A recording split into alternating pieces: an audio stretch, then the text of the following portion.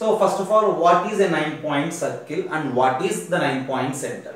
So usually the center of 9-point circle is the 9-point center. It is very clear because center and circle. Okay, if you have a circle, its center is 9-point center. It is denoted by the letter N.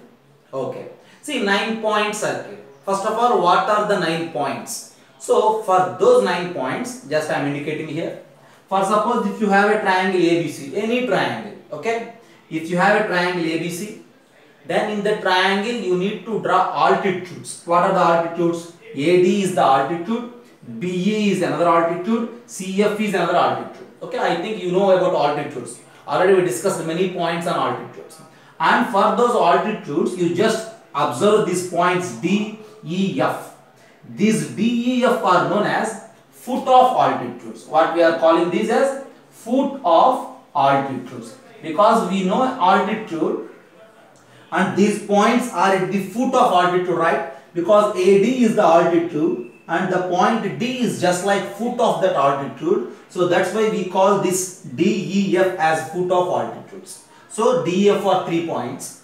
And then I just marked with green color P, Q, R. These P, Q, R are simply midpoints of these sides. What are these?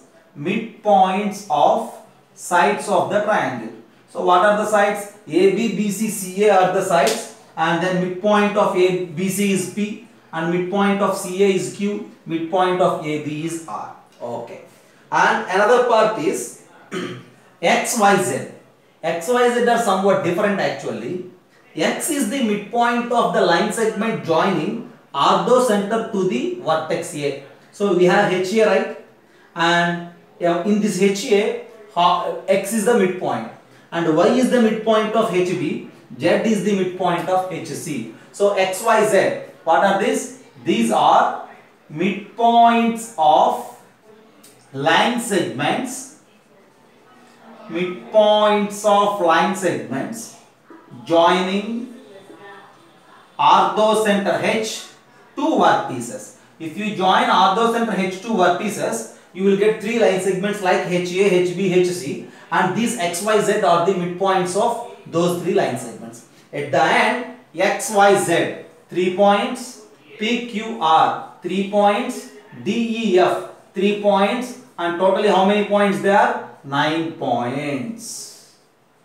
And passing through these 9 points, for sure there exists a circle, and that circle is known as 9-point circle. Okay. How can we say that there is a circle passing through these 9 points? To prove that, we have a specific theorem which we call it as 9-point theorem, specifically in plane geometry. Okay, but here since we are at properties of triangles, so no need to discuss the complete theory. Okay, how the circle is forming. Is it exactly correct or wrong? All the discussion happens at plane geometry, but we need to accept that statement. Okay, so there is a circle passing through these 9 points, and that circle is known as 9-point circle. At the end, passing through these 9 points, there is a circle, and that circle is simply known as 9-point circle. Okay, and the center of this 9-point circle is denoted by the letter N. Okay, and that center is the 9-point center. Okay, and one more thing is that 9-point center, we have a circle and the center, right? Radius, 9-point radius. The 9-point radius, if you calculate, that 9-point radius is usually half of the circumradius. 9-point radius is R by 2. We know that capital R is the circumradius of the triangle and its half is the radius of the circle. Okay, 9-point circle, 9-point center, 9-point radius. Once again, just think about it. If you have a circle passing through these 9 points, that circle is 9-point circle. Its center is 9-point center. Its radius is 9-point radius. That radius is half of the circumradius. And the position of that 9-point center, which I will discuss in the next point, and I call it as 46. Okay, first of all, in 45 you need to know about the basic definition of this 9-point center. Okay, right, just think about it. This is 45A. Okay, just have a look if you have any doubts. So now just look at the board. distances from 9-point center to the vertices A, B, C. So distance from 9-point center to vertex A is r by 2 root of 1 plus 8 cos A sin B sin C. R is the circumradius. Symmetrically, we write distance from 9-point center to vertex B, where cos B and the remaining angles are sin A sin C. Similarly, distance from 9-point center to vertex C. Okay. 46, Euler line. Okay. So Euler contributes some points related to the geometry, and according to his work, in any triangle, you take any triangle, in any triangle if you take, in that triangle, for sure, okay, there is a line. If you have an altitude, on this altitude somewhere you will have circumcenter, orthocenter. On altitude we have orthocenter, and passing to the midpoint perpendicular to the side, somewhere we will have circumcenter. And if you join a vertex to the opposite side, and there is centroid on this median, which divides median in the ratio 2:1. Once again I am repeating you. In any triangle ABC, we know that altitude lies orthocenter lies on altitude, centroid lies on median, circumcenter lies on perpendicular bisector. Just I located these three. Okay, this is already we know it. But what is the work of Euler? What Euler states is that in any triangle, okay, irrespective of the type, in any triangle, for suppose somewhere you have orthocenter, somewhere you have centroid, and another place you have circumcenter. If you join these three, orthocenter, circumcenter, centroid, for sure all these 3 points lies on a line. Okay, as per that Euler, these 3 points lies on a line in any triangle, and that triangle is specifically known as Euler line. Okay, for suppose if I have a line and I say this line as Euler line, on this Euler line orthocenter is located, lies, and centroid also lies on this Euler line, circumcenter also lies on this Euler line. Again on this Euler line, this centroid divides orthocenter and circumcenter in the ratio 2:1.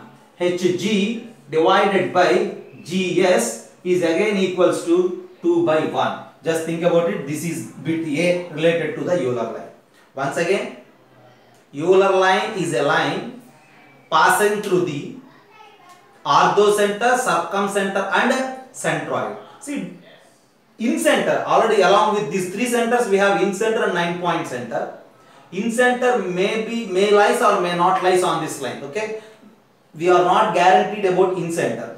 Okay, but we are guaranteed about 9-point center. That I will mention in B bit. Okay, first of all, in any triangle, it may be equilateral, it may be scalar, it may be right angle, no problem. In any triangle for sure. Okay, what will happen? For sure, orthocenter, centroid and circumcenter lies on a line called as Euler line, and on that line, this centroid divides the line segment joining orthocenter and circumcenter in the ratio 2:1. That's what we need to memorize. Okay.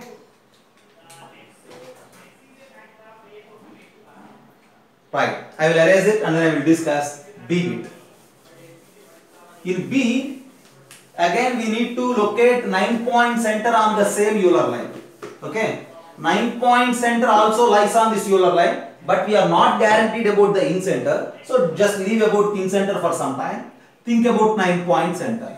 For suppose if I have Euler line, okay, this is the line. On this line somewhere we have orthocenter and somewhere we have circumcenter.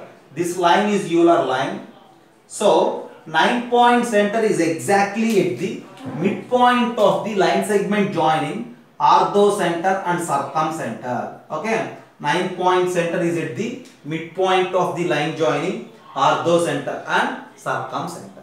As we discussed in the previous case, okay, on this Euler line, if you take orthocenter, centroid and circumcenter, the centroid divides orthocenter and circumcenter in the ratio 2:1.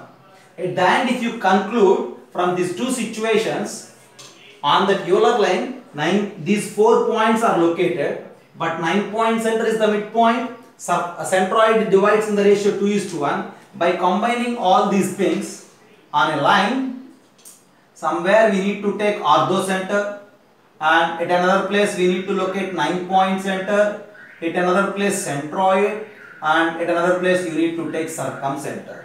And if you give the ratios for these values, okay, see, if the distance between H and N is some 3 parts, and the distance between N and G is some 1 part, and if the distance between G and S is 2 parts, then these two ratios will occur. Why? Because if you check there, if those 4 points lies on a line in that ratio, what is the ratio? Hn is to Ng is to Gs is equals to 3:1:2. Like that, if the ratio happens, just check from the 9-point center to orthocenter it is 3 units, to circumcenter it is 3 units, so 9-point center is the midpoint. Okay. And check from centroid to circumcenter 2 units, centroid to orthocenter 4 units, 4 and 2 means 2:1. This also happens. So individually if you observe, 9-point center is the midpoint of orthocenter and circumcenter. Centroid divides in the ratio 2:1. If you combine, the ratio is like this. So there are some problems where the questions may ask you like that. Okay, in C I will give you. See, if the distance between centroid to circumcenter is equals to 8 centimeters, then what to say about the distance between orthocenter to the 9-point center? That's the question. What's your answer? Just think about it. See, as per that ratio, standard ratio on the Euler line, if the distance between centroid and S is 2, then the distance between orthocenter and N is 3. With that standard thing, you need to compare this GS with 2K and this HN with 3K, because we are taking the ratio 3:1:2. So since GS is equals to 8, then what you say about the value of K? The value of K is equals to 4. Since K is equals to 4, distance between orthocenter and 9-point center, which is 3K, nothing but 12 centimeters. And your answer is at the end 12 centimeters. So to answer these type of problems, you need to memorize the ratio. Hn is to Ng is to Gs as 3:1:2. And sometimes individually also we need to utilize. So just memorize that 9-point center is the midpoint of ortho and circum, and centroid divides in 2:1 ratio. Just have a look. That's B and C related to Euler line. Okay. Just look there. Location of these points related to different types of triangles. In all the triangles, centroid lies inside the triangle. It may be equilateral, it may be acute, obtuse and right angle. For sure, centroid lies inside the triangle. As well as if you think about the circumcenter for acute angle triangle, it lies inside the triangle. For obtuse angle triangle, circumcenter lies outside the triangle. And whereas for right angle triangle, circumcenter lies on the triangle. And the next thing is orthocenter. Orthocenter is again, for acute angle triangle, it is inside the triangle. For obtuse angle triangle, it is outside the triangle. And for right angle triangle, it is on the triangle. And the next thing is incenter. The name itself is suggesting that incenter is out. So, not right. Incenter is in. So, always incenter also lies inside the triangle. And for suppose if you think about excenters, since the name itself excenter, so always excenters are outside the triangle. Okay. And 9-point center is again always lies inside the triangle. Okay. Just centroid is always inside, incenter is always inside, X means out, excenter is always outside, but we need to pay some attention on this circumcenter and orthocenter.